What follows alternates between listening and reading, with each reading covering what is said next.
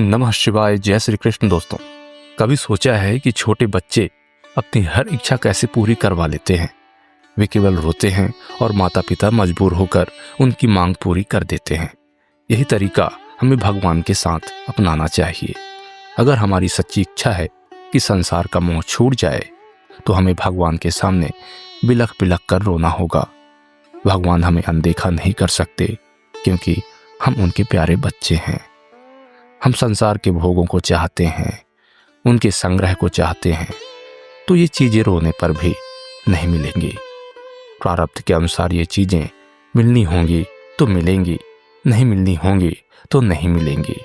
परंतु भगवान के लिए रोना होगा तो उसको भगवान सह नहीं सकेंगे।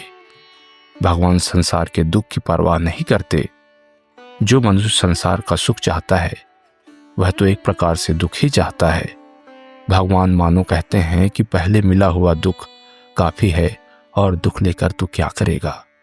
इसलिए सांसारिक सुख मांगने पर और उसके लिए रोने पर भी भगवान सांसारिक सुख दे ही दें, यह नियम नहीं है।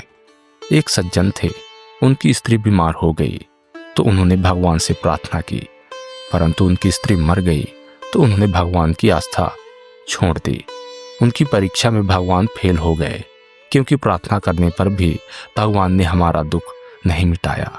स्त्री की रक्षा नहीं की, परंतु मनुष्य यह विचार नहीं करता कि पहले दुख ज्यादा था, उसे कम किया तो हर्ज क्या हुआ। परंतु यह बात अक्ल में नहीं आती। मनुष्य अपनी मनचाही वस्तु ही मांगता रहता है। अगर आप में आध्यात्मिक लगन हो और उसके लिए आप रो पड़ो तो भगवान उसी समय उसकी पूर्ति कर देंगे। कारण कि वे जानते हैं कि यह सच्ची बात के लिए रोता है। जो झूठी बात के लिए रोता है उसकी कौन परवाह करे। वह तो पागल है, बेअक्ल है, मूर्ख है। संसार से कुछ भी लेने की इच्छा ना रखें तो भी मन में यह अपना है ऐसा भाव है तो दोस्तों यह भोग है। कारण कि संसार से अपनापन छूटता है तो दुख होता है। संसार से अपनापन टिकने वाला नहीं है। हम शरीर को अपना मानते हैं तो क्या उसके साथ हमारा संबंध सदा बना रहेगा। शरीर बना रहे यह इच्छा ही मनुष्य को तंग कर रही है। शरीर सदा रहने वाला तो है नहीं, पर वह मेरा है, इस भाव से एक सुख मिलता है। यह सुख ही आफत में डालने वाला है। यह साधक के काम की बहुत मार्मिक बात है। यह संसार सबका सब छूटने वाला ही है, परंतु ऐसा जानते हुए भी इसको छोड़ने में असमर्थता मालूम देती है।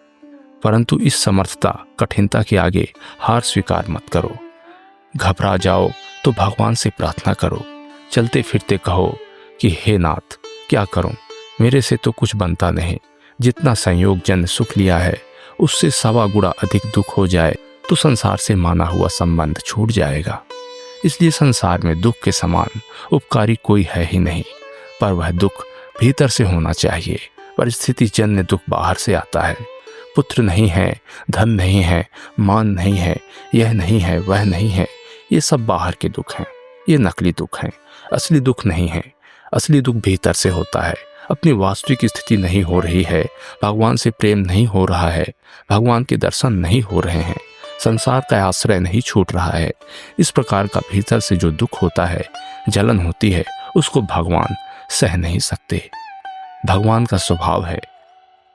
भगवान भक्त के हित के लिए भगवान तो वज्र से भी कठोर हैं, पर कोमलता में वे पुष्प से भी कोमल हैं। संतों के लिए आया है। संत हृदय नवनीत समाना, कहा कबीन परि कहे न जाना। निज परिताप द्रवी नवनीता, पर दुख द्रवही संत सुपनीता। मक्खन तो अपने आप ही तप से पिघल जाता है, पर संत दूसरों का दुख देखकर पिघल जाते हैं। जब संत दूसरे का दुख सह नहीं सकते तब संतों के इष्ट भगवान दूसरे का दुख कैसे सह सकते हैं। भगवान का ही तो स्वभाव संतों में आता है।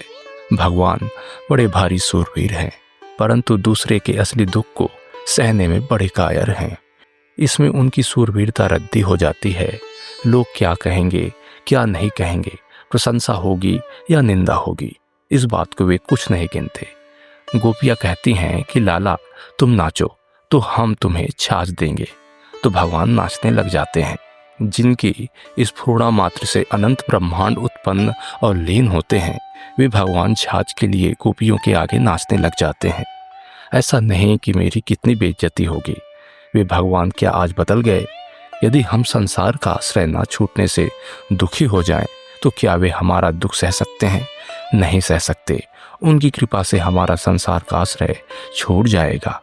इसलिए यदि संसार से सच में विरक्त होना चाहते हो तो भगवान के आगे रो पड़ो। रोगे तो वे तुम्हें अपने गले से लगा लेंगे। फिर दोस्तों, मिलते हैं अगली वीडियो में अगले प्रवचन के साथ, प्राप्त और प्रतीति, जिसके संबंध में स्वामी राम सूरदास जी महाराज अद्भुत प्रवचन कहे हैं, जिसे आप सुनकर अवश्य प्रेरित होंगे। आप सभी हमें इजाजत दें। आप सभी का जीवन मंगलमय हो, इसी आशा के साथ नमः शिवाय। जय श्री कृष्ण।